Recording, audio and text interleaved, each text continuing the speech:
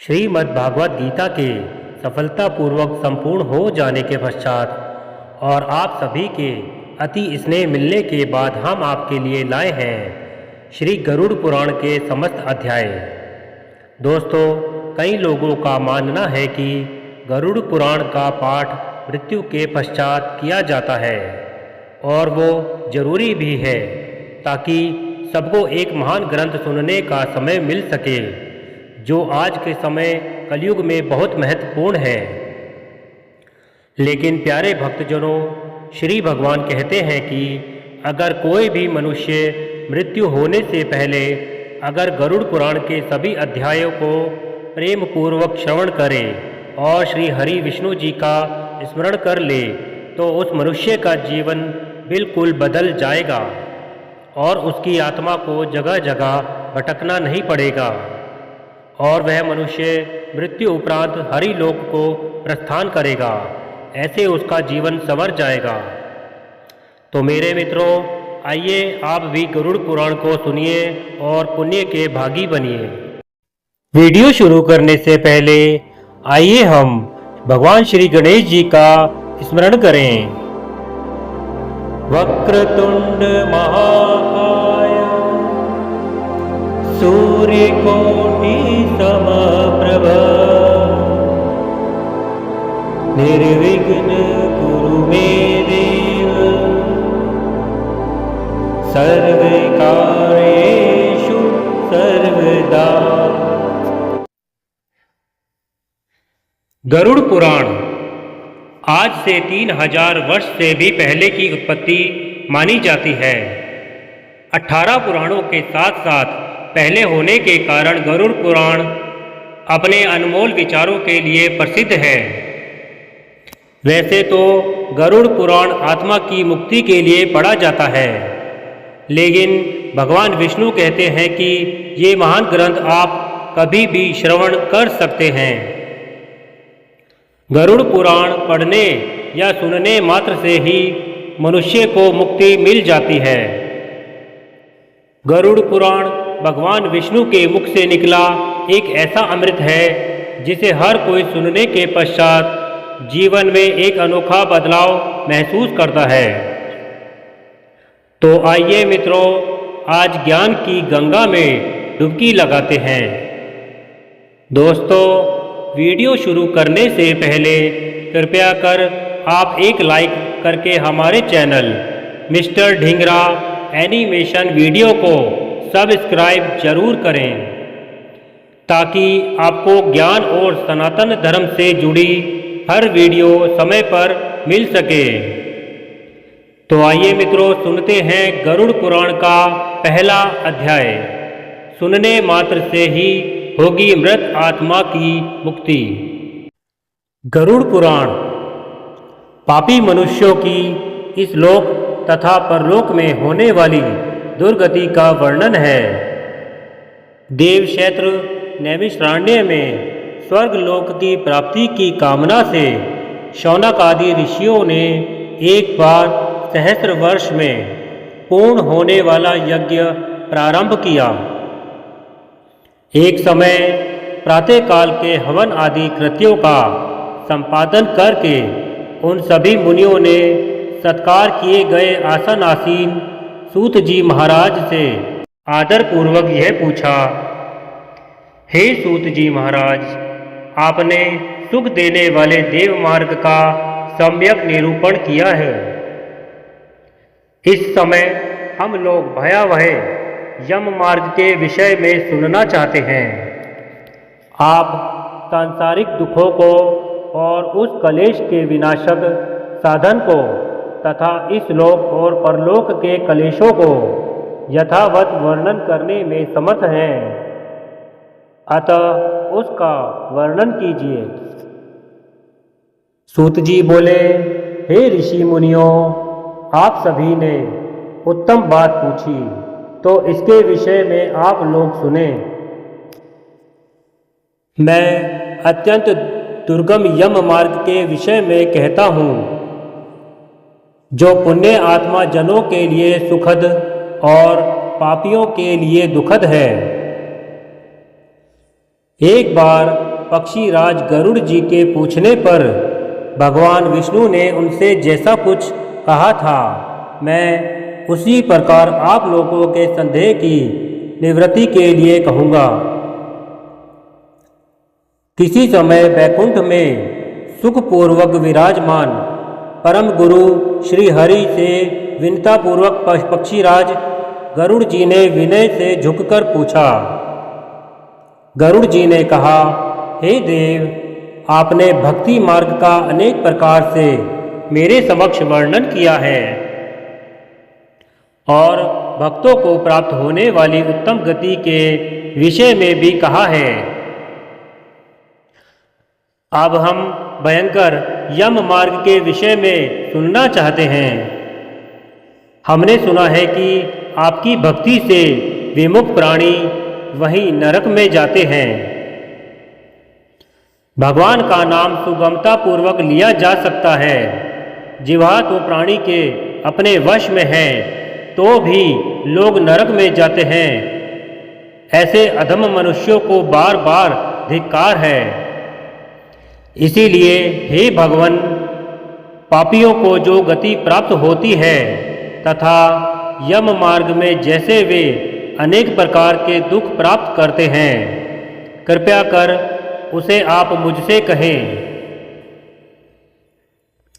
श्री भगवान बोले, हे पक्षींद्र, सुनो, मैं उस यम मार्ग के विषय में कहता हूँ, जिस मार्ग से पापी जन नरक की यात्रा करते हैं और जो सुनने वालों के लिए भी भयावह है।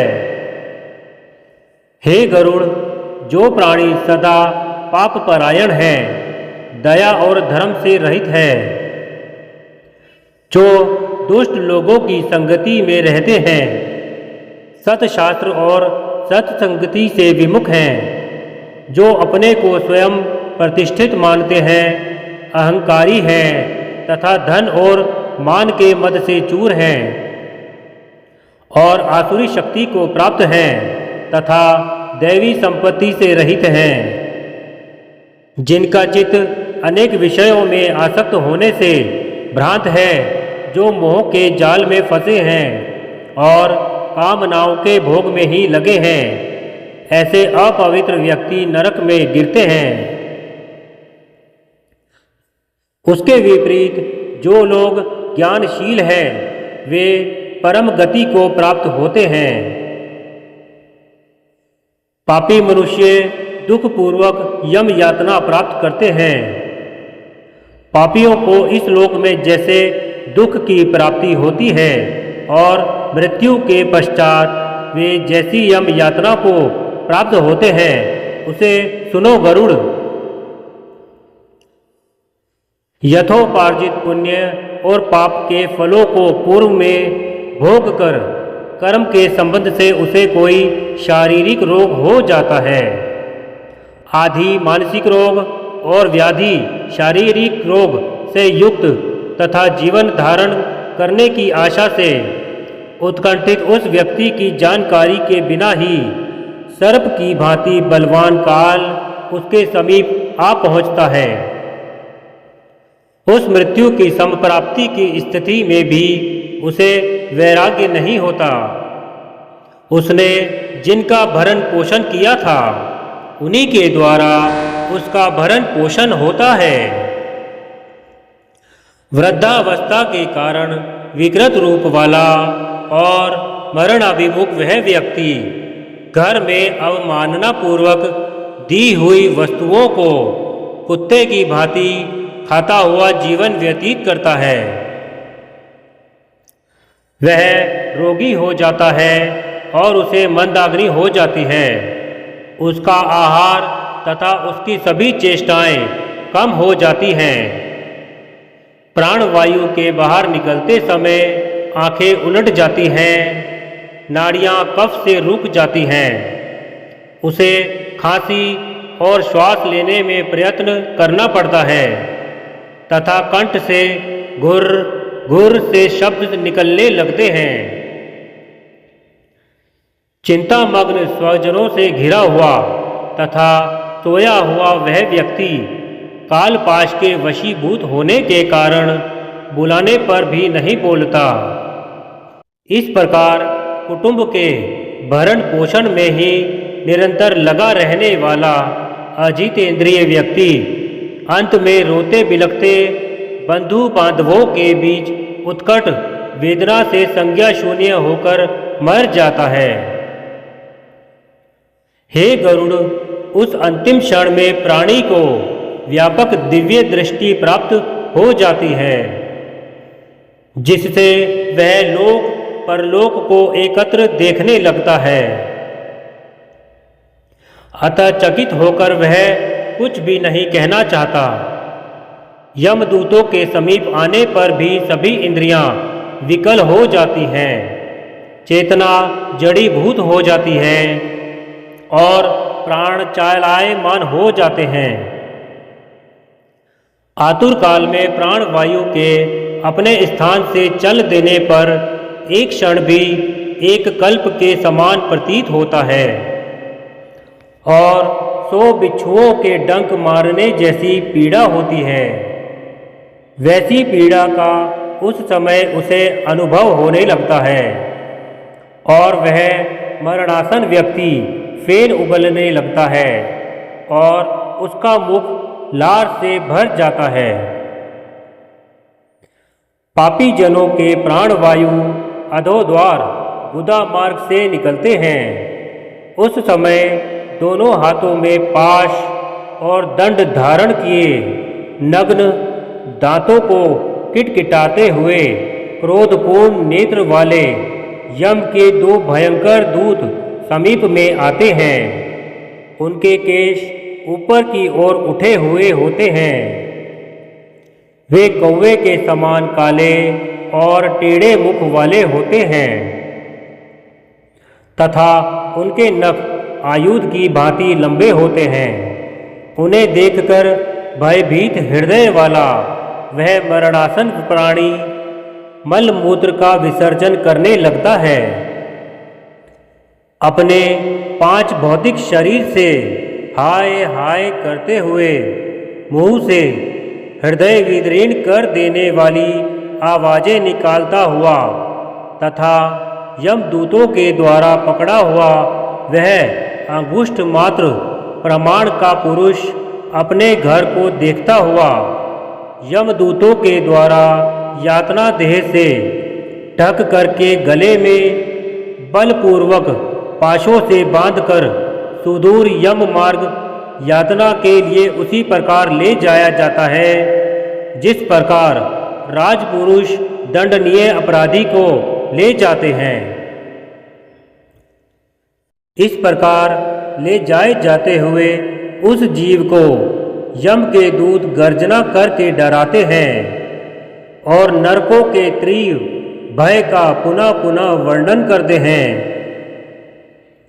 वे उसे अपनी भयंकर आवाज में कहते हैं, रे दुष्ट, शीघ्र चल, तुम यमलोक को जाओगे।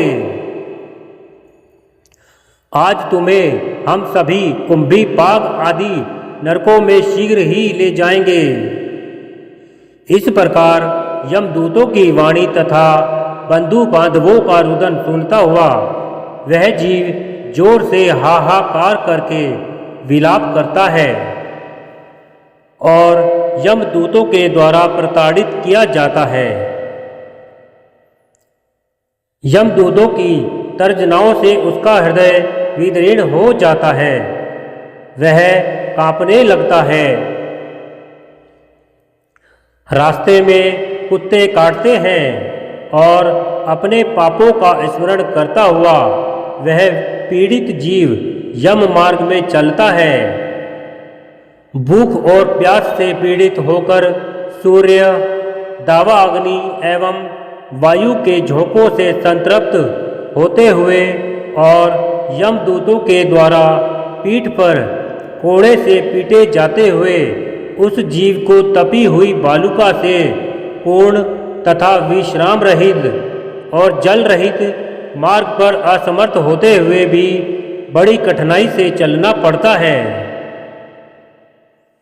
वह थककर जगह जगह गिरता और मूर्छित होता हुआ पुनः उठकर पापी जनों की भांति अंधकारपूर्ण यमलोक में ले जाया जाता है। 2 अथवा 3 मुहूर्त में वह मनुष्य वहाँ पहुँचाया जाता है और यमदूत उसे घोर नरक यातनाओं को दिखाते हैं।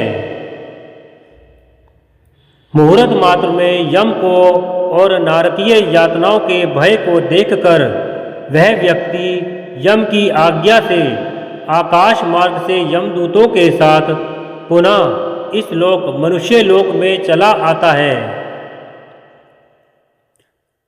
मनुष्य लोक में आकर आबादी वासना से बद्ध वह जीव देह में प्रविष्ट होने की इच्छा रखता है, किंतु यमदूतों द्वारा पकड़कर पाश में बांध दिए जाने से भूख और प्यास से अत्यंत पीड़ित होकर रोता है।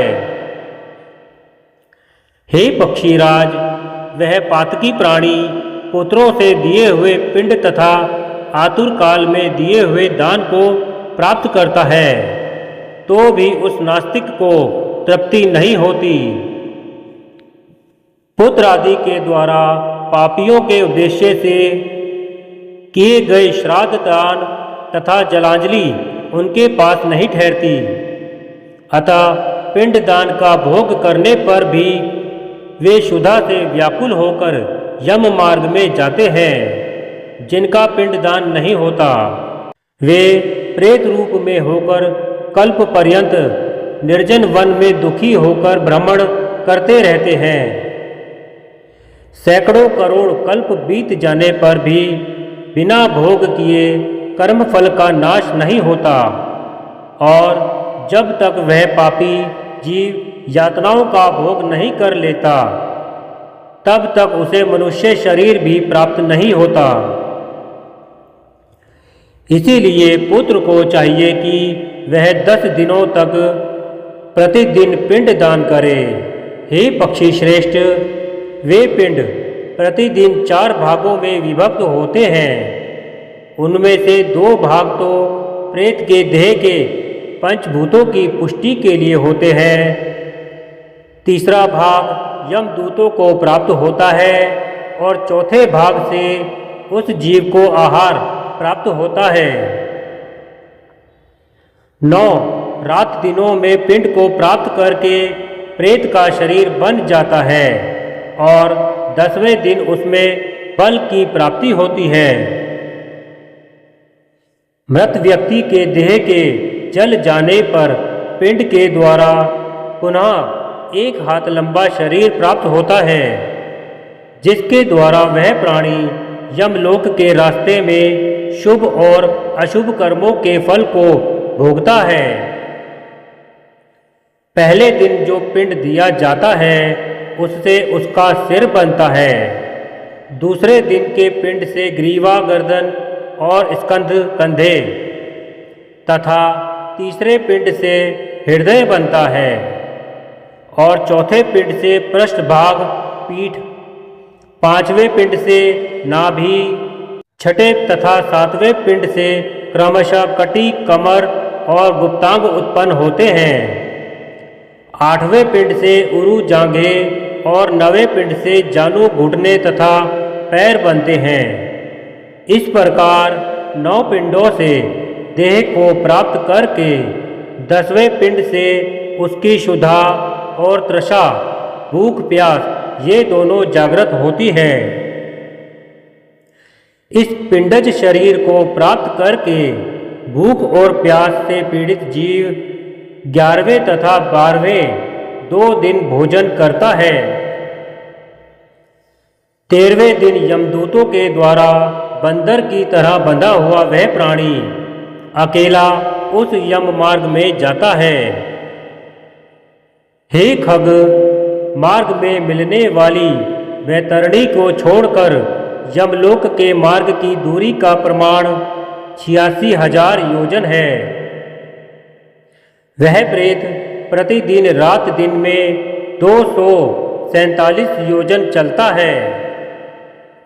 मार्ग में आए हुए इन 16 पुरों नगर को पार करके पातकी व्यक्ति धर्मराज के भवन में जाता है।